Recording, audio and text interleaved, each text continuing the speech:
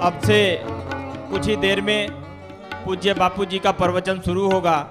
उससे पहले हमारे इस राम कथा समागम में उपस्थित कुछ अतिथिगण, मैं एक एक करके उनसे विनती करूंगा कि वो यहाँ आते जाएं और व्यासपीठ की पूजन अर्चन कर पूज्य बापू जी का आशीर्वाद ग्रहण करते रहें।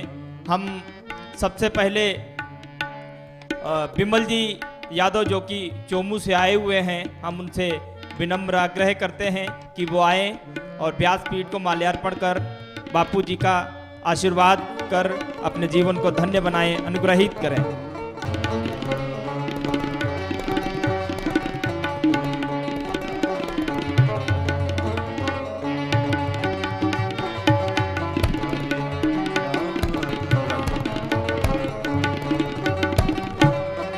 राम हरे राम राम हरे राम हरे राम हरे राम हरे राम हरे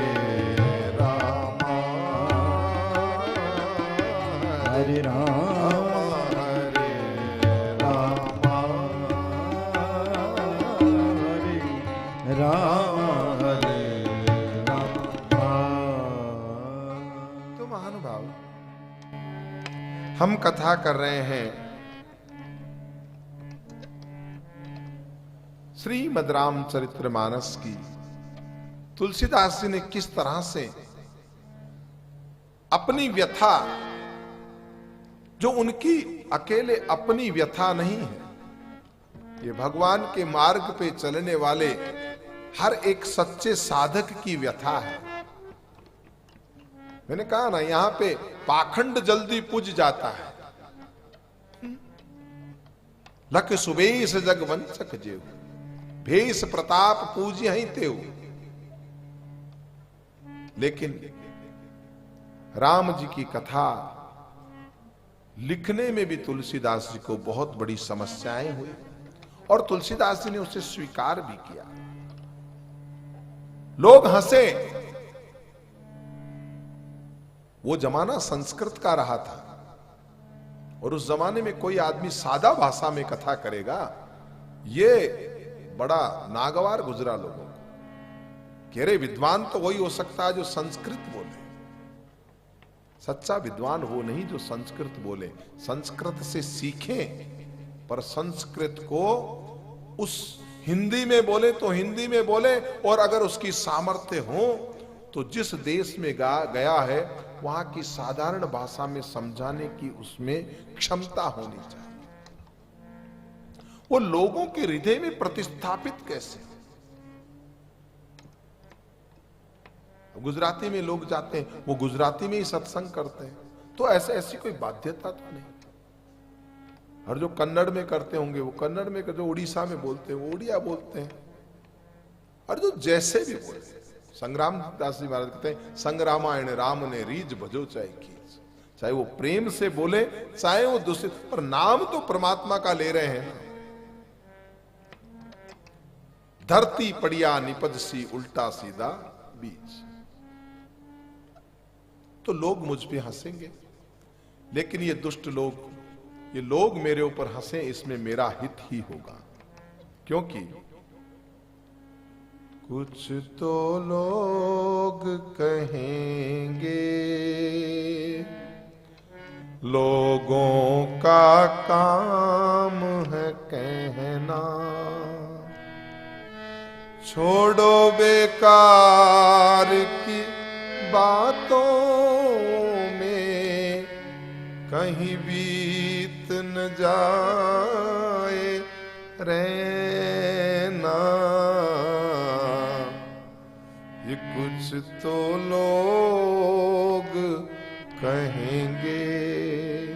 लोग एक दृष्टांत आता है कि भगवान शंकर जो है वो एक बार मृत्यु लोक में आने लगे, तो पार्वती जी ने कहा कि महाराज मैं आपके साथ चलूं। भगवान ने कहा नहीं, तुम यहीं ठीक है, स्वर्ग लोक में ठीक है। बोले महाराज मृत्यु लोक में क्या बुराई है, बड़े भाग मानुष तन पावा, ऐसे मनुष्य देखने को मिलेंगे। अरे बोला वो तन ही पाए हैं, उन्होंने मानुष तन ही पाया है, बाकी तो वो सारे दिन बैठ करके और क्या करते हो हम जानते हैं। इस मनुष्य तन का सदुपयोग नहीं करते हैं, गांव के चौक गट्टे पे बैठ जाएंगे और किसी की बुराई, किसी की हंसी, किसी की मजाक, यही एक इनका जीवन रह गया है। उन्होंने बोला महाराज मुझे जाना है। बोला एक बात है, जाए जब तो ठीक, लेकिन इन लोगों की बातें मत सुनना। बोला महाराज ठीक है, मैं इन मनुष्य तनधारियों को देखता हूं, तो बोला एक शर्त के साथ ले सकता हूं, अपने कानों को बंद कर दो, कानों में रुई डाल के। बोला महाराज मुझे मंजूर है। तो उन्होंने शर्त स्वीकार कर ली। भगवान शंकर के पीछे पार्वती जी बैठ गई, गणेश जी महाराज भी विराजमान हो गए, नांदिए की सवारी वही उनकी सवारी थी, उस पे बैठ के जो ही मृत्यु लोक में आए, पहले ही गांव में प्रवेश किया, एक गट्टे पे लोग बैठे थे, वो चर्चा करने लगे। पार्वती जी ने अपनी दृष्टि सामने रखी कि मुझे ध्यान नहीं देना, क्योंकि भगवान के वचन में श्रद्धा है, कहीं ऐसा ना हो पिछले जन्म की तरह जैसे सतीम ने मैंने श्रद्धा नहीं की थी और जलना पड़ा था। पर स्त्री का स्वभाव है। देखा ये लोग वास्तव में कुछ बातें कर रहे हैं, लोगों ने भी देखा कि अरे तो ध्यान ही नहीं दे रहे, तो इशारा करके इनको देखो, इनको देखो, हाथों का इशारा कर रहे थे। तो पार्वती जी ने रुई निकाली, तो सुना क्या कह रहे थे लोग। अरे बोला देखो सवाई सिंह जी साहब कैसा जमाना आ गया, बेचारा एक गऊ का जाया बैल और उसमें 3-3 लोग सवार होके जा रहे हैं, शर्म नहीं आती। अरे गाय को हम मां मानते हैं, ये गऊ का जाया है, एक बैल के ऊपर, एक वृषभ पर उसकी जान ले ली, 3-3 लोग सवार हो गए, शर्म नहीं आती। खैर साहब देखो, औरत की और बच्चे की तो बात अलग है, वो तो जनानी है और ये बच्चा है, पर इसको देखो, ये मस्टर्ड आदमी कमा सकता है, चल सकता है, कम से कम थोड़ा भार तो कम हो। पार्वती जी ने कहा कि प्रभु ये लोग सही कह रहे हैं। बोला तूने कान से रुई निकाल दी दिखती है, मुझे लग रहा है। बोला हाँ प्रभु बाकी ये गलत नहीं कह रहे। अरे बोला यहां बात यही है, जो आदमी अपना पक्ष लेके जाता है वो सही कहने के लिए जाता है। आप देखो, आप जब कभी थानेदार जी के पास कोई अपनी समस्या लेके जाता है या वकील के पास समस्या लेके जाता है, हर व्यक्ति जो अपना पक्ष रखता है वो बिल्कुल सही रखता है और उसको ये लगता है मैं जो बात कह रहा हूं वही सही होगी। समस्या तो है, दोनों पक्ष अपनी बात सही कह रहे हैं, तो कहीं ना कहीं तो समस्या है। तो बोला ये सही लगते हैं, सही होते नहीं। बोला महाराज फिर भी कोई बात नहीं, काफी देर से वास्तव में अपन ध्यान ही नहीं देते वृषभ का, हमारा नंदी परेशान हो गया। महाराज आप थोड़ा उतर जाइए। थोड़ा आगे चले, फिर एक गांव आया, उसमें कहा देखो देखो विमल जी क्या जमाना आ गया, ये बेचारा बूढ़ा आदमी तो पैदल चल रहा है और ये औरत और ये लड़का, ओहो कह रहे हैं ना वो जमाना खराब आ गया। खैर साहब बच्चे की बात तो जाने दो, लेकिन औरत, पति पैदल, औरत ऊपर, कैसी पत्नी। आरती जी ने कहा महाराज वृषभ थक गया होगा, मैं भी नहीं। बोला हाँ तू उतर जा। आगे गए, तीसरी गांव की चौकी पे गए, वहां पे फिर उन्होंने कहा कि अरे मांगीलाल जी ये देखो क्या जमाना आया, ये बूढ़े बूढ़ी तो पैदल चल रहे हैं और ये जवान छोरा ऊपर बैठ के चल रहा है। गणेश जी ने कहा महाराज मैं भी नीचे उतर जाऊंगा। चौथी जगह पहुंचे, इतने में जाते कहा कि अशोक जी आपने कहा था ना वो मूर्ख देखने चलो, आओ आपको मूर्ख दिखाएं। इनसे बड़े मूर्ख कहां होंगे। अरे ये वृषभ बैठने के लिए होता है, सवारी के लिए होता है। आपके पास सीधा साधन है और आप लोग पैदल चल रहे हो। अरे लोग हैं, कुछ तो लोग कहेंगे, इन लोगों का काम है कहना। छोड़ो बेकार की बातों को, तुम अपनी धुन में रहना बाप। लोग हैं, इनको कहने ही दो ना, इनके कहने से क्या फर्क पड़ता है। हमारा हृदय क्या कहता है, आप उसकी सुनिए। और ये हंसेंगे तो मेरा हित होगा, क्योंकि इनका स्वभाव है, मैं बदल नहीं सकता। मैंने पहले ही कहा, मेरी कथा सुधारक नहीं स्वीकारक है। राम कथा सुधारक नहीं स्वीकारक है। जो जैसा है उसको सुधारने का राम जी ने भी प्रयास नहीं किया। राम जी ने कभी कहा क्या निषाद लोगों को कि आप अपनी निजता छोड़ करके आओ, थोड़ा अच्छे कपड़े वपड़े पहनो, अब तो मेरा संग हो गया, मेरे साथ में रहते हो, अपनी ये छोड़ो, मेरी तरह से जीना सीखो। ऐसा राम जी ने किया क्या? नहीं। जैसे हैं राम जी ने स्वीकार किया, सुधार नहीं। और सुधारक बनोगे तो दुख पाओगे, और स्वीकारक बनोगे तो महाराज खल परिहास होई हित मोरा, काक कहें कलकंठ कठोरा। एक कौवा है, और अगर कोयल को आई लव यू बोलना चाहे तो कोयल की भाषा में तो नहीं बोल सकता, वो तो क्रो क्रो करके बोलेगा। वो प्यार की भाषा भी बोलना चाहे, वो कहे मैं तुमसे प्यार करता हूं, कौवा अगर बोले कोयल को तो भी वो मीठा होकर के कोयल की तरह से तो बात नहीं कर पाएगा। अब उसका स्वभाव है, तो इन लोगों का स्वभाव है हंसना। ये तो एक दूसरे पे सारे दिन इस गट्टे पे बैठ के हंसते रहते हैं, हंसेंगे। पर ये हंसने वाले लोग भी मुझसे काक कहें कलकंठ कटोरा। क्या कभी कौवा कोयल को प्यार करेगा तो क्या कोयल की भाषा में बोल पाएगा? क्या नहीं बोल पाएगा। कौवा तो अपनी भाषा में बोलेगा। हंसई बक दादुर चातकई, वैसे ही बगुले हंस को हंसेंगे। मींड के जो है वो पपैये को हंसते हैं। ये हंसने वाले लोगों की श्रेणी बताइए। जो अच्छा काम करेगा उस पर दुनिया हंसेगी। बगुले हंस पे हंसेंगे, मेंढक पपैये पे हंसते हैं। वैसे ही जो मलिन मन वाले हैं, जो दुष्ट हैं, वो निर्मल हृदय वाले लोगों पे हंसते हैं। और भाई जो न तो मैं कोई कवि हूं न कविता जानता हूं। तुलसीदास जी कहते हैं कवित रसिक न राम पद ने हूं, और न मेरा भगवान के चरणों में कोई विशेष प्रेमी है, न मैं कोई इतना नितनेमी हूं। तिन कह सुखद हास रस में हूं। तो ऐसे के अंदर ये लोग अगर हंस रहे हैं, एक बात है, हम जब कोई कविता करते हैं तो उसमें 8 रस होने चाहिए। श्रृंगार है, कहीं विरह है, कहीं विभत्स है, उसमें एक रस हास्य रस भी होना चाहिए। अपन खाली जो है वो खाली गंभीर ही गंभीर कथा करते रहे तो पार नहीं पड़ते। तो ये हंसने वाले हास्य रस लेके आएंगे, क्योंकि हास्य रस भी जरूरी है। इसलिए मैं तो इन वालों हंसने वालों को ये कहूंगा, और आज आप हास्य रस की पूर्ति कर रहे हो। भाषा भनित भोरी मति मोरी, हंसबे जोग हंसे नहीं खोर।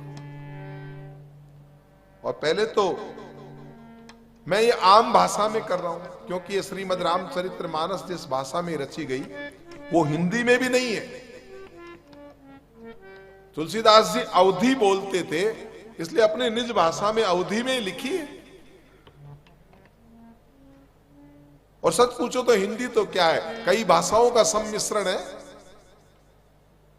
हिंदी साहित्य जब हम पढ़ते हैं तो उसमें जो हमारे राजस्थानी के कवि है उनको भी जगह मिलती है। तो उधर भले कश्मीर में डोंगरी बोली जाती है, वो भी हमारे हिंदी में समाहित है। भले अवधी है तो वो भी इसमें, ब्रिजभाषा है तो वो भी इसमें है। तो हिंदी तो सबको साथ लेके चलने वाली है। हिंदी का अपना एक स्वरूप थोड़ी। सूरदास जी को पढ़ेंगे तो वो एक अलग भाषा मिलेगी, लेकिन हिंदी है। भाषा भनित भोर मति मोरी, मेरी तो भाषा की चर्चा है। दूसरा मेरे में मेरी भोली बुद्धि है, निजता में मैं अब ज्यादा चतुर नहीं हो सकता, इसलिए हंसने योग्य ही है। और हंसने में कोई दोष नहीं है। सबसे बड़ी बात यह है, ये हंसना जो है इनके रोग का निवारण भी करेगा। व्यक्ति को ज्यादा गंभीर नहीं रहना चाहिए, हंसना चाहिए, दिल से हंसना चाहिए। वो बाबा रामदेव को देखो ना, हंसता है तो यहां से यानी पूरा यहां से लेके यहां तक सब पूरा नाभि से हंसी उठे। तो ऐसा हास्य प्रयोग करना चाहिए, यहां से पूरा नाभि से हंसी उठे। ये भी एक तरीका होता है, ये भी एक योग क्रिया है। कुछ समय के लिए जरूर हंसना चाहिए, एकांत में जाकर के हंसे। और जो हास्य प्रयोग करता है महाराज, उसके सब ब्लॉकेज सब खुल जाते हैं। नहीं तो न मालूम लोगों की हंसी गायब हो गई ये संसारी में आने के बाद। क्या रोग लगा बैठे, क्या रोग लगा बैठे, क्या रोग लगा बैठे हम लोग। फिर तुलसीदास जी कहते हैं, प्रभु पद प्रीत न सामुझी नीकी। नहीं तो मेरी भगवान में इतनी बड़ी प्रीति है। अब प्रीति तो है लेकिन अपनी कमी मान रहे हैं। प्रीति नहीं होती तो राम कथा कैसे करते। पर बाबा कह रहे हैं शायद जितनी होनी चाहिए उतनी प्रीति मेरे भगवान के चरणों में नहीं है। नहीं मेरे में समझ है, नहीं मेरे में अच्छी समझ है। तीन ही कथा सुनी ला गई फीकी। ऐसे में तो मेरी कथा फीकी लगेगी लोगों को। हरि हर पद रति मति न कुतर की, तिन कहूं मधुर कथा रघुवर की। तो जो भगवान हरि और हर में भेद करते हैं, कथा इसलिए कुतर की लगती थी। ये हरिहर कथा क्या थी उस जमाने में, तुलसीदास जी के जमाने में हमारे यहां दो मत चलते थे। एक तो हरि मत चलता था, एक हर मत चलता था। हर कौन है? भगवान शिव। और हरि कौन है? भगवान विष्णु। तो उस समय वैष्णव और शैव ये दो भागों में समाज विभक्त था। तो हरिहर पद रति मति न कुतर की। तो हरि और हर में भेद की, ऊंच नीच की कल्पना जो थी, तो उन ऊंच नीच रखने वालों को ये राम जी की कथा अच्छी कैसे लगेगी? क्योंकि तुलसीदास जी ने तो जगह जगह भगवान शंकर को लेके आए, जगह जगह भगवान राम जी को लेके आए। ये केवल राम जी की कथा नहीं, इसमें भगवान शंकर की कथा है। सीतबंध रामेश्वरम में जब स्थापना की, भगवान से पूछा ये किसकी स्थापना कर रहे हो? ये जो शिवलिंग है इसका नाम क्या रखेंगे? बोला इसका नाम रामेश्वर। बोला महाराज रामेश्वर का अर्थ समझाओ। राम जी ने कहा राम जी के जो ईश्वर वो रामेश्वर। भगवान शंकर तुरंत आ गए नीचे, बोला गलत गलत गलत, राम जी गलत अर्थ कर रहे हैं। राम जिनके ईश्वर वो रामेश्वर। भगवान शंकर कहते हैं राम जिनके ईश्वर वो रामेश्वर। और भगवान क्या कहते हैं? राम का जो ईश्वर वो रामेश्वर। आखिर में ये हुआ यहां राम और ईश्वर दोनों, यहां शैव और वैष्णव दोनों का, मैंने कहा ना ये सेतु बंध है। एक दूसरे को तुलसीदास बाबा ने जोड़ा है। हम बटे हुए थे, समाज बटा हुआ था। कोई निर्गुण निराकार में, कोई सगुण साकार में बटा हुआ था, कोई शैव और वैष्णव में बटा हुआ था। तुलसीदास बाबा ने जोड़ने का काम किया है। यही सच्चा योग है। योग का मतलब जोड़ना होता है महाराज।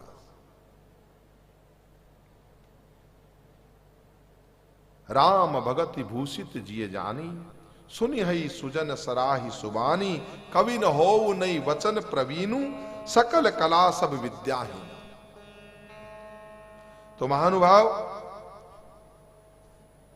न तो मेरे में राम जी की इतनी बड़ी भक्ति है, न मैं कोई सकल कला जानता हूं, और जानू भी कितना, आखिर अर्थ अलंकृत नाना।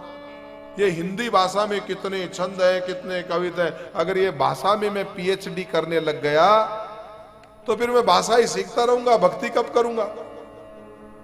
और जिन्होंने भाषा पे इतना ज्यादा जान लिया उनके अंदर में क्या बहादुरी किया। ऐसे वेद वेदांगों पे, षड दर्शन पे ऐसे ऐसे पीएचडी किए हुए प्रोफेसर बैठे हैं, लेकिन वहां जीवन में झांक करके देखो तो कोई रस नहीं। ये यूनिवर्सिटियां भरी हुई है, लेकिन मीरा जी कौन सी पीएचडी करने गई थी?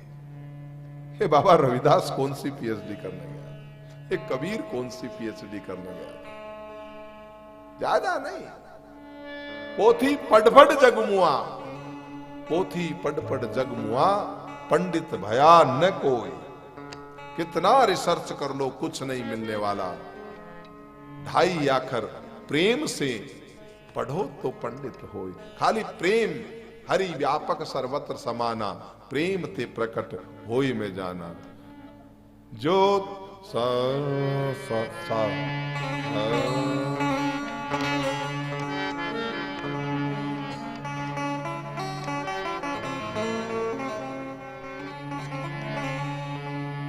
तो महाराज आखर अर्थ अलंकृत नाना, छंद प्रबंध अनेक विधाना, भाव भेद रस भेद अपारा। अलग अलग तरह के भाव हैं, अलग अलग तरह के, मैं उनमें क्यों जाऊं। कवित्व विवेक एक नहीं मोरे। इन सबको तुलसीदास जी महाराज कहते हैं, मैं नहीं जानता सत्य कहूं लिख कागज कोरे। मैं आपको कोरे कागज पे साइन करके दे सकता हूं, ये मुझे कुछ नहीं आता। भनित मोर सब गुण रही। जो भी मैं लिख रहा हूं, जो भी मैं कह रहा हूं, उसमें कोई गुण नहीं है, पर इसमें एक गुण है, और वो गुण विश्व जानता है। विश्व विदित गुण एक, सो विचारी सुनि हई सुमति, तिनके विमल विवेक। आप तो ज्ञानवान हैं, आप उस एक गुण को जान लेना। बाकी हो सकता है मेरी भाषा बोली भी भारी हो, बोलने का अभ्यास भी ना हो, या मेरी राग भी अच्छी ना हो, सब कुछ गलत हो, लेकिन फिर भी इस राम कथा में एक अच्छी चीज है, आप उसको लेके जाना। और वो क्या है? एहि महि रघुपति नाम उदारा, एहि महि रघुपति नाम उदारा, अति पावन पुराने श्रुति सारा, मंगल भवन अमंगल हारे, उमा सहित जय जपत पुरारी, एहि महि रघुपति नाम उदारा, अति पावन पुराने श्रुति सारा, मंगल भवन अमंगल हारी, उमा सहित जय जपत पुरारी। ये नाम भी हमको गुरुओं से दान लेना पड़ता है।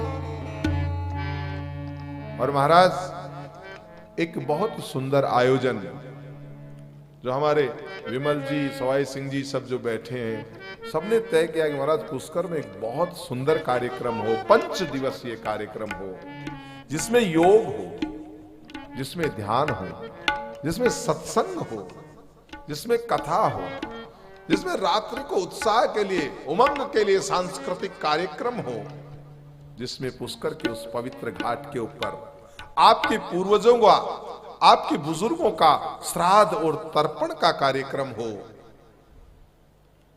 जिसके अंदर तीर्थ दर्शन हो, ब्रह्मा जी के दर्शन हो।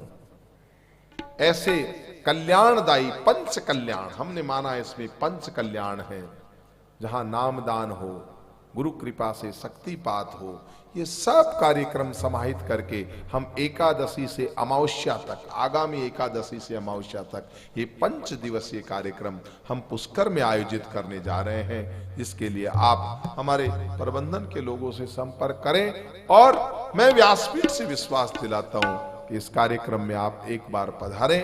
भगवान की कृपा से आपके जीवन में सब मंगल ही मंगल होगा, क्योंकि यहां मंगल भवन अमंगल हारी। ये परमात्मा की कथा है, मंगल की भवन है, अमंगल को हरने वाली है। और भगवान शंकर भी सदा उन जिन भगवान का नाम जपते रहते हैं, वही हम 5 दिन आप लोगों के साथ बैठ करके एक संवाद स्थापित करेंगे और भगवान का एक साथ बैठ करके हम गुणगान करेंगे। राम